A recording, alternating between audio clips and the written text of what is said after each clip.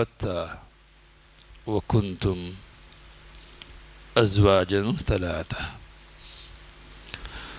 فأصحاب الميمنة ما أصحاب الميمنة وأصحاب المشأمة ما أصحاب المشأمة والسابقون السابقون أولئك المقربون في جنات النعيم ثلة من الأولين وقلیل من الآخرین۔ جب واقع ہونے والی واقع ہو جائے گی، اس کے واقع ہونے میں کوئی جھوٹ نہیں ہے، وہ پست کرنے والی اور بلند کرنے والی ہے۔ جب زمین بالکل ہلا کر رکھ دی جائے گی اور پہاڑ ریزہ ریزہ کر دیے جائیں گے، وہ پراگندہ غبار کی طرح ہو جائیں گے اور تم تین گروہوں میں ہو جاؤ گے۔ تو داہنے ہاتھ والے کیسے اچھے ہیں داہنے ہاتھ والے، اور بائیں ہاتھ والے کیا برے ہیں بائیں ہاتھ والے، اور سبقت کرنے والے تو سبقت کرنے والے ہی ہیں۔ یہی مقرب لوگ ہوں گے نعمت والی جنتوں میں۔ اگلوں میں سے ایک بڑی جماعت اور پچھلے لوگوں میں سے تھوڑے لوگ۔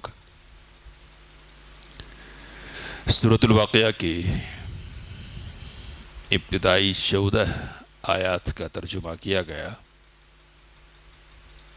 سورۃ الواقعہ قرآن کریم کی مشہور سورتوں میں سے ایک سورہ ہے، اور عوام کے درمیان اس کو خاص شہرت حاصل ہے۔ شہرت کی وجہ بعض وہ روایتیں ہیں جن میں یہ بات آئی ہے کہ اس سورہ کو ہر رات پڑھنے والا کبھی فقر و فاقہ سے دوچار نہیں ہو سکتا ہے۔ اس لیے اس سورہ کو سورۃ الغنا کا نام دیا گیا ہے۔ ابن مسعود رضی اللہ تعالی عنہ کے سلسلے میں یہ بات نقل کی گئی کہ انہوں نے کہا کہ ہمارے گھر میں فاقے کا کوئی گزر نہیں ہو سکتا، اس لیے کہ میں نے اپنی بچیوں کو سورۃ الواقعہ پڑھنا سکھلا رکھا ہے۔ تو اس طرح کی کئی روایتیں ہیں، لیکن یہ ساری روایتیں ضعیف ہیں، اور علامہ البانی رحمۃ اللہ علیہ نے بچیوں کو جو سکھلانے والی روایتیں ہیں ان کو موضوع قرار دیا ہے، یعنی گڑی ہوئی۔ تو جو استدلال ہے اور جس بنیاد پر اس سورہ کی تلاوت کی بات ہے وہ صحیح اور ثابت نہیں ہے۔ اللہ تعالیٰ نے ارشاد فرمایا کہ اذا وقعت الواقعہ، جب واقع ہونے والی چیز واقع ہو جائے گی۔ الواقعہ یہ قرآن کریم کے اندر قیامت کے لیے استعمال کی جانے والے جو نام ہیں ان ناموں میں سے ایک نام ہے، اور واقعہ کا مطلب ہے واقع ہونے والی۔ چونکہ قیامت کے قائم ہونے میں کوئی شک نہیں ہے اور وہ بہرحال پیش آ کر رہنے والی ہے، اس لیے قیامت کو الواقعہ کا نام دیا گیا۔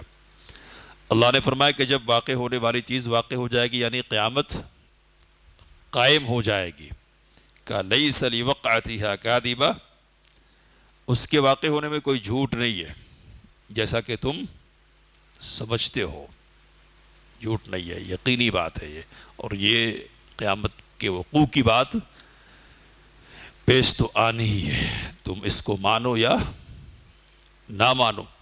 تو اب یہ جو جملہ ہے اور مزید جو جملے ہیں بعض، یہ اس جملہ معترضہ کے طور پر ہے، ورنہ واقع ہو جائے گی اور پھر کیا ہوگا؟ تو کنتم ازواجا ثلاثہ، تم 3 گروہوں میں بٹ جاؤ گے۔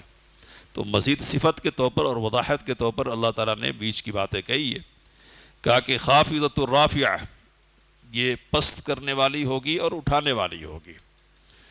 تو پست کرنے والی ہوگی، ذلیل کر دے گی بہت سارے لوگوں کو، اور بہت سارے لوگوں کو بہت بلندی تک پہنچا دے گی۔ اب یہ جو پست ہونے والے اور بلند ہونے والے لوگ ہوں گے، تو پست ہونے والے لوگوں میں بہت سارے لوگ وہ ہوں گے جو دنیاوی اعتبار سے بہت اونچے تھے اور اپنی اونچائی کی بنیاد پر گھمنڈ اور غرور میں مبتلا تھے۔ تو آج ان کا سارا غرور چکنا چور ہو گیا ہے، مٹی میں مل گیا ہے، اور بہت اونچا سمجھنے والے اپنے آپ کو یہ لوگ آج بہت نیچے ہو گئے ہیں۔ اور جو لوگ اونچے کیے جائیں گے، بلند کیے جائیں گے، تو ان میں بہت سارے لوگ وہ ہوں گے کہ جو دنیاوی زندگی میں دنیاوی اعتبار سے بہت زیادہ پست تھے، سماج کے غریب اور نچلے طبقے سے تعلق رکھنے والے تھے، لیکن ایمان کی دولت سے سرفراز اور عمل کی دولت سے بہرور تھے۔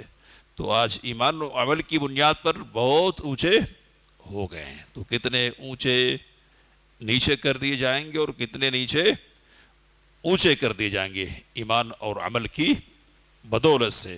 تو یہ اونچی کرنے والی ہے اور نیچی کرنے والی ہے۔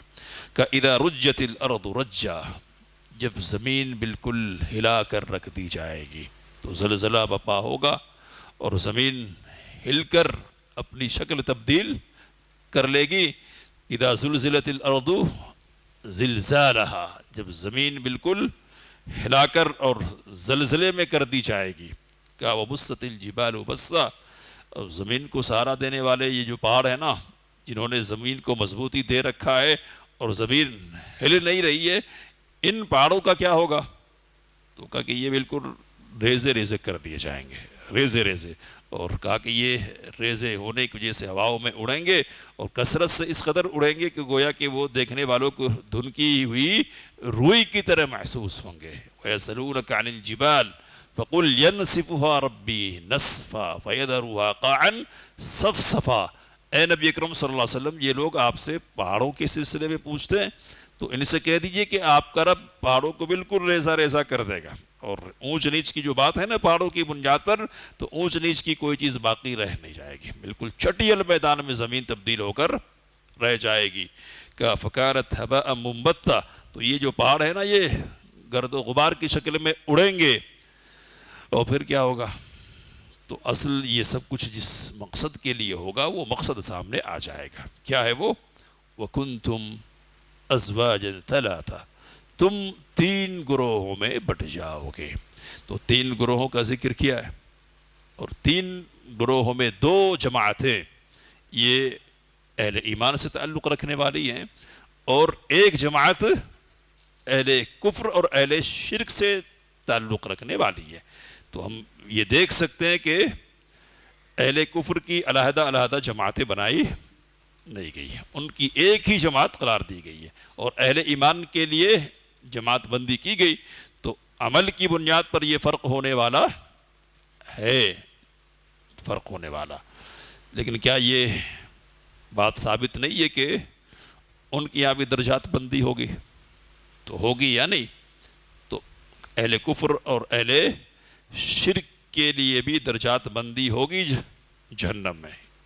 ہم جانتے ہیں قرآن کریم نے کہا ان المنافقین فی الدرک الاسفل من النار، منافقین جہنم کے سب سے نچلے طبقے میں ہوں گے۔ تو نچلے طبقے میں اگر یہ ہے تو اوپر کے طبقے میں بھی کچھ لوگ ہوں گے نا، اور اوپر کے طبقے میں بلکہ یوں کہیے کہ سب سے اونچا اہل کفر میں کون ہوگا؟ تو نبی اکرم صلی اللہ علیہ وسلم کا کہ چچا